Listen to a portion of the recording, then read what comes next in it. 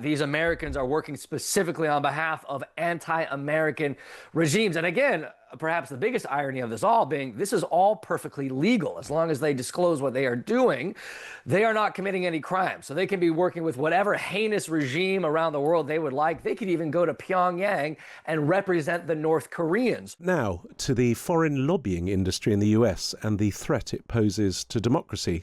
In my dim and distant past, I was a lobbyist, very, very briefly and very unsuccessfully. And as a very junior level, I was in a little company alongside a young guy called John Burko. We both started. I wonder what happened to him.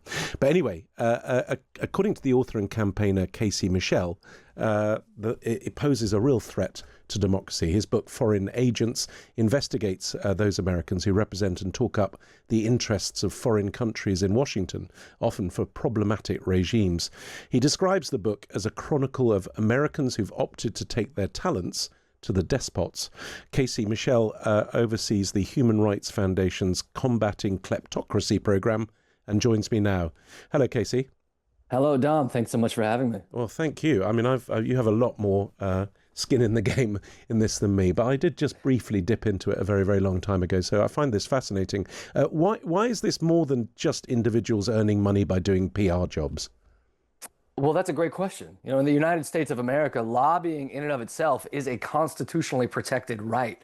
Any Americans, any American citizens, any American nationals can lobby their legislators for whatever topic they would like, whether it is environmental policy, healthcare policy, greater funding for local radio stations, whatever it may be. But what we have seen in recent years is a specific slice of American lobbyists, including those that work at law firms, PR shops, consultancies, and many more, taking their talents not to work on behalf of other Americans or specifically American causes, but to work perfectly legally on behalf of foreign dictators around the world, in places like Russia, in places like China, in places like Saudi Arabia. The list goes on and on and on. And in so doing, turn the foreign lobbying industry into now a multi-billion-dollar affair that exists on all sides of the American political aisle and has been helping steer American foreign policy without many Americans being aware of it for some time now.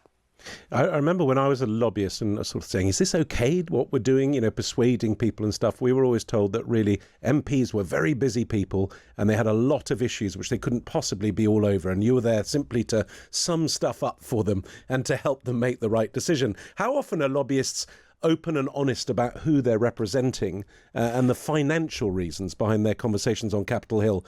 How much is transactional corruption? Well, one of the reasons that I wrote this book is because for decades, this industry has existed primarily in the shadows. There have been regulations on the books in the United States in which these figures and firms were supposed to disclose how much money they were making and who they were meeting with and what they were doing with all that funding at the end of the day. But unfortunately, through much of the 20th century and even well into the 21st century, those regulations were never enforced and that transparency never existed. And it really wasn't until the 2016 election of Donald Trump, Mr. Trump's first election, that we saw a lot of folks in Washington wake up and realize, oh, these foreign lobbyists have climbed far higher in the American political establishment than we ever thought, ever anticipated. Maybe it's time to finally begin actually enforcing these regulations. And it really wasn't until the late 2010s, early 2020s that we began having any idea just how far these foreign lobbyists have gone. And again, they're not lobbyists working on behalf of other Americans, other American institutions, or other American causes. These are Americans that have sold their services to the highest bidders abroad, all too often being those deep-pocketed dictators around the world who do not certainly have American interests and certainly not democratic interests at heart, but only the interests of keeping those regimes in power and eventually presenting national security crises for the United States, the United Kingdom, and other allies around the world. So yes, Dom, I wish we had seen far more transparency far earlier. We have some insight, but still not nearly enough. So I'm not quite clear on that. It got worse under Trump? The transparency, ironically, increased under Trump. This has been a Which is a problem good that thing, long right? predates Donald Trump. So the transparency is a good thing. Trump's done something good here. The rise of Donald Trump has led to a number of positive outcomes across the policy space, one of those being increased transparency in foreign lobbying. Unfortunately, that was just his first term. Now in his second term, his Department of Justice has specifically slashed those transparency requirements. So we're very much back in the dark ages once more, unfortunately. And some of the regimes being represented are hugely problematic. Some could be considered actually anti-American.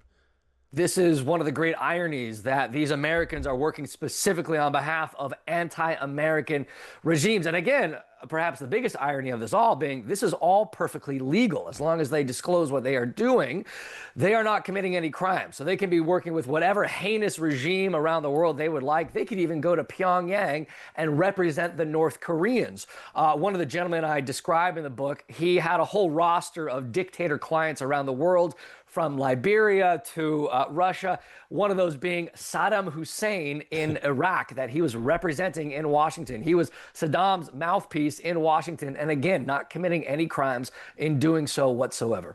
Now, are these corporations, are these lobby firms, or are these individuals? Are there sort of specialists in various areas? How does it work?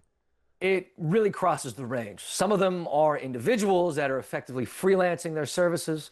Some of them are traditional lobbying shops. But in recent years, we've really seen it expand even further. You know, now have things like think tanks and universities. You have PR firms. You have consultancies. And you certainly have dozens, if not hundreds, of former members of Congress and the cabinet itself that are now acting as foreign lobbyists. So no, it's not just a small subset of individuals or one or two specific firms. It is now an entire constellation of forces in Washington that have realized just how much money there is to be made in representing these regimes. Again, this is now a multi-billion-dollar industry in Washington, D.C. Yeah, I was astonished. I mean, even back in, late 90s when I was working in a lobbying firm, it was the transition from people who were politicians or sort of top civil servants. The moment their job finished, they'd be straight into a lobbying firm and then, using their contacts with their friends, colleagues, etc., for pay. I mean, is that something that's going to be changed? There's some sort of gardening leave? Like, should it be made illegal that, you can't do any lobbying for 5 years after you've been in a position of power? One of the difficulties in the United States is that, again, this is a constitutionally protected right in the First Amendment of the American Constitution. Next to freedom of speech, freedom of religion, you also have the freedom to petition the government for a redress of grievances, which is just an old 18th century way of saying any American can lobby. So it makes it incredibly difficult to place those kinds of restrictions that you were just talking about a moment ago, Dom. And I do want to flag, Dom, as you also said earlier, these legislators are extremely busy. There's absolutely a place for these kind of outside experts, for these kind of lobbyists to exist in the kind of ecosystem that can provide that advice, provide that kind of guidance and expertise. But again, what we have unfortunately seen is that these foreign regimes have realized they can also get in on this game. And so now we have all kinds of tangles of legal questions, as well as ethical, as well as national security questions really coming to the fore. And I unfortunately suspect we won't see anything change, certainly under the current administration, unless something does blow up in the near future. But it's not just national security as well, because US foreign policy obviously has consequences for the whole world. So this affects us, everyone else. Well, of course, it also affects all of America's NATO allies and democratic allies around the world. This is something that does not remain only within Washington, D.C., of course, in the United States in and of itself. It's going to have all kinds of repercussions as well as international. So yes, what the Chinese, what the Russians, what the Iranians, what the Venezuelans, what the Hungarians are doing in Washington has international output and international effects that does affect all of us. I mean, it's a weird line, this, but how close is it to sort of borderline espionage or even treachery? One of the words that I use to describe some of these networks in the book is treason. Because as far as I'm concerned, some of these figures that are, again, working for explicitly anti-American regimes, whether it's Saddam Hussein's Iraq, whether it's Assad's Syria, whether it's Putin's Russia, are clearly anathema to not only American interests, but democratic interests writ large. This is really the line that some of these figures are not even necessarily tiptoeing up to, but going firmly beyond. And again, these are the kinds of outcomes, these are the kinds of actions and networks that we can see operating in real time that are doing direct damage to both American and democratic interests around the world. It's so weird because it's like a form of corporate espionage, political espionage. There must be time when US citizens embedded within problematic foreign regimes might be useful for the US, assuming, are they biddable? Can you buy them back and sort of turn them against the regimes? There was one case a few years ago of a gentleman who was extremely close to the dictator in Kazakhstan. He's no longer in power, but he was there for about 30 years.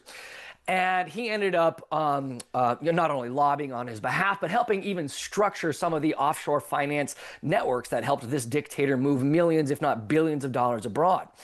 And again, stealing from the population in Kazakhstan, stealing from the health budget, the infrastructure budget, education budget, so on and so forth.